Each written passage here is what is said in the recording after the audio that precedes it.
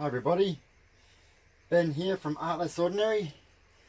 So tonight is going to be flip cup. So I am going to do greens with black and white. So I have mont sap green, white, mont light green, black and viridian. So all of them are 45 grams paint and 45 grams pouring medium. My pouring medium is Elmer's clear glue 70%, water 30%. So I put it in a jug, shake it all up till it's nice and mixed, and then you got to let it settle for a few days until all the bubbles come out and it just becomes clear again.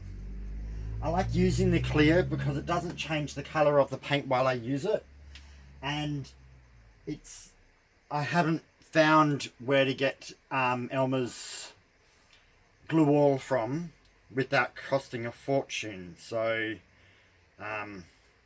one day I will find it, but currently I haven't been able to do that. So I am going to use hermars silicone oil. I'm going to put 3 drops in each color. I won't put any in the black or the white.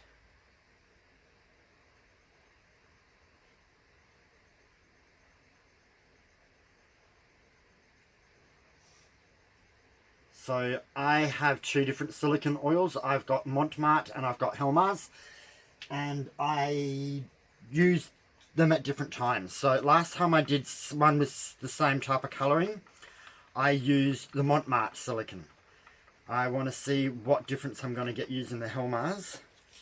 So I stir my silicone in really well.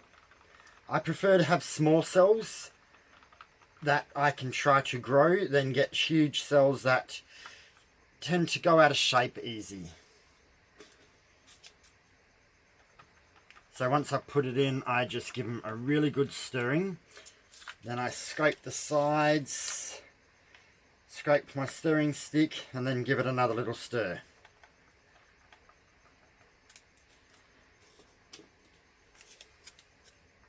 So all 3 have now been just about done.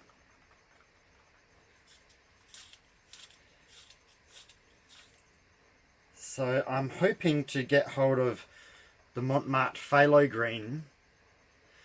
It's just, I can't get it here in Australia, and I don't know if I want to pay the price to get it here from overseas. So I'm hoping that Mont actually starts supplying the other colours that they make in the 2 litres to Australia, because I think they should.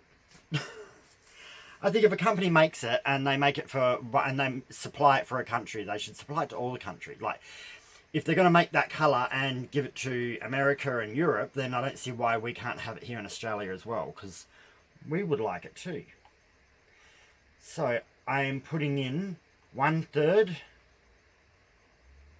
Sorry. I only want to use half of the paint in the first layer. So when I do my second layer, I try to layer it and not smash it into the paint. So I just do it gently.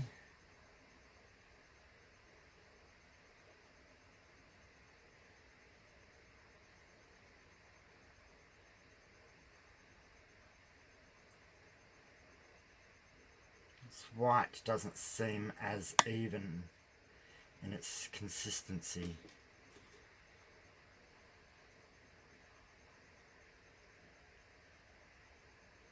And then we just keep layering the colours.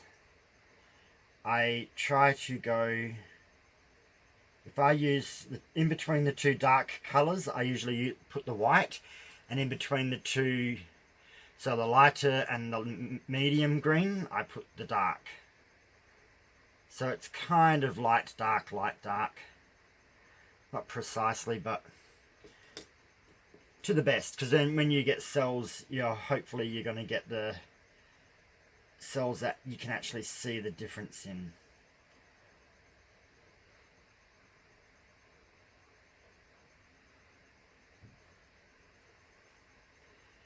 So the only thing with this when making this tonight was my greens are a lot thinner than my black and whites. So I'm hoping it doesn't make a huge impact. It's the only thing I find a little bit frustrating with paints is the consistencies of them. They're not always as even as I would prefer them to be. But I think that happens with nearly all brands of paint worldwide. It's just a little bit frustrating.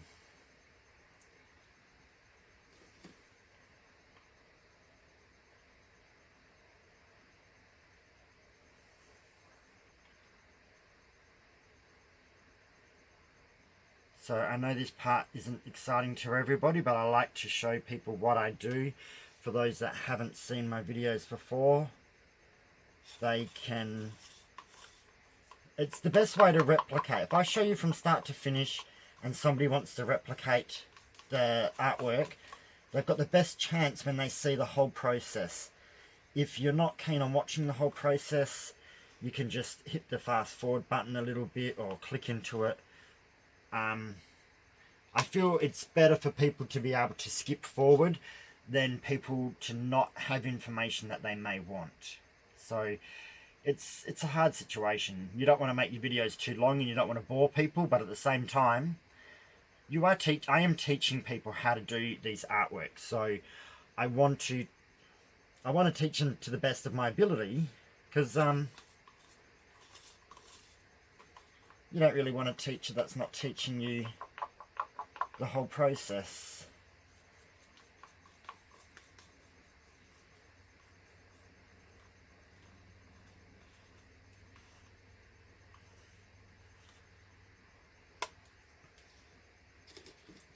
Okay, so with the second layer, I usually accidentally always put a little bit more in the first layer, so I don't have as much paint for the second layer, but it doesn't have to be absolutely precise.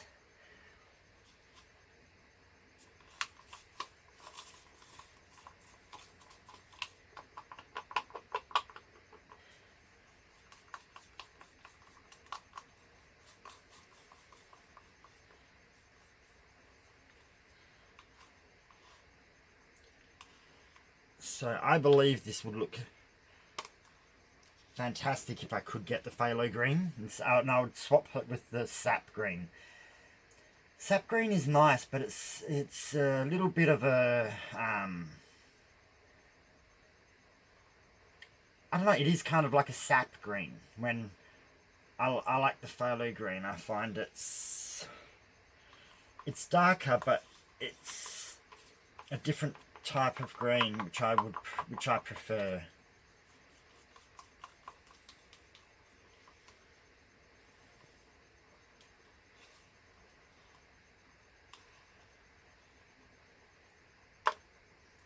Haven't exactly been that neat with the canvas here.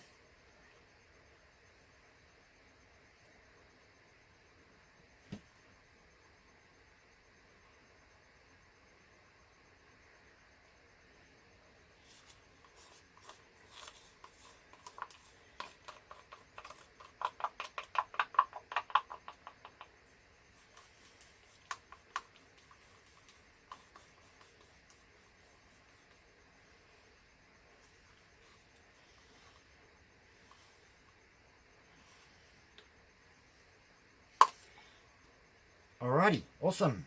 So that cuts a little bit lower, so I swap it and put it in the middle.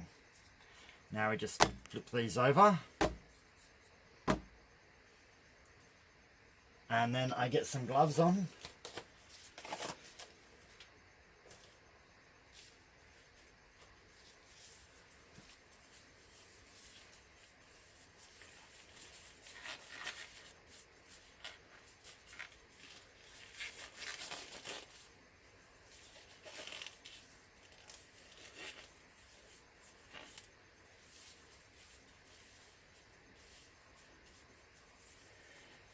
Alrighty, so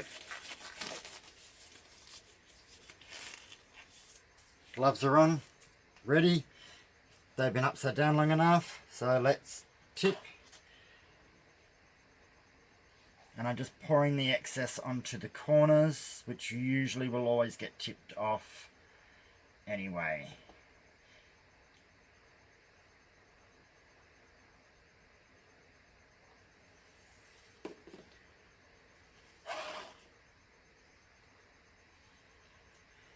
So this extra paint that comes out, I put it on the corners so then it's not wasted, because when you're tilting to get to the corners, most of it comes off anyway. So it's not the end of the world that there's a bit of paint there. And I'm getting cells popping up already, which is sometimes good and sometimes bad. Because now when I stretch, they're going to go a little bit out of shape.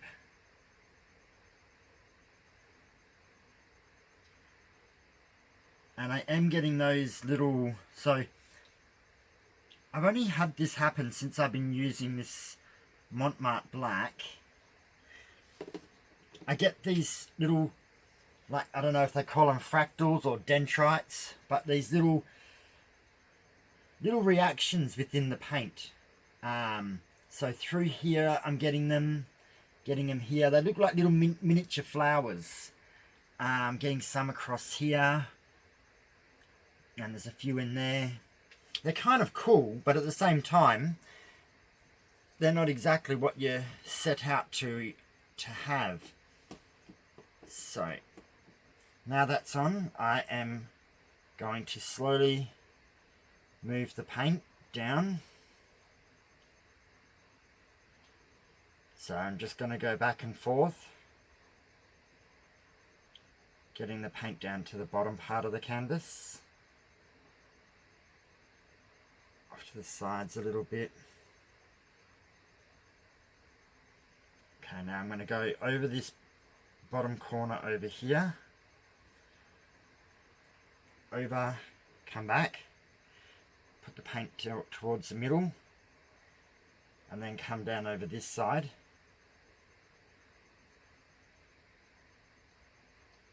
So over and then back.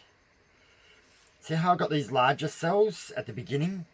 So when the cells pop up early, as you're stretching your paint, they continue to grow. So I don't always like to get these initial cells over the corner, come back, because they do end up very, very large, and that's not exactly what I had planned for. Over and back.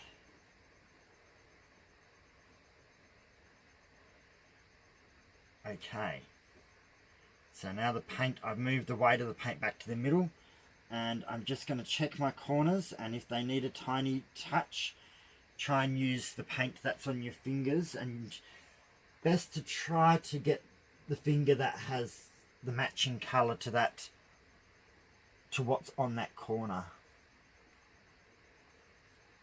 Okay, so that's all covered.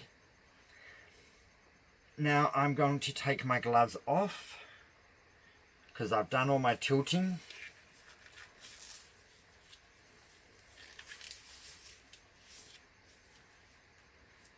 So because the paint was a little bit thinner, that could be why these cells decided to pop up early. So now I've got my blowtorch, which is still very full, so it's behaving a little bit erratic. Yep, and I'm going to heat the paint from a high distance.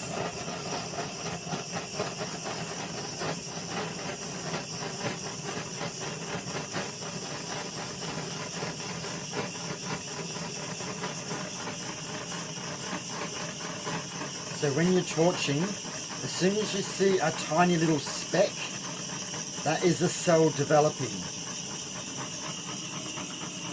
So as soon as you see a little speckle appear, move the blowtorch away and to another area. And I'm always wiggling my blowtorch. I'm never keeping it sitting in one spot.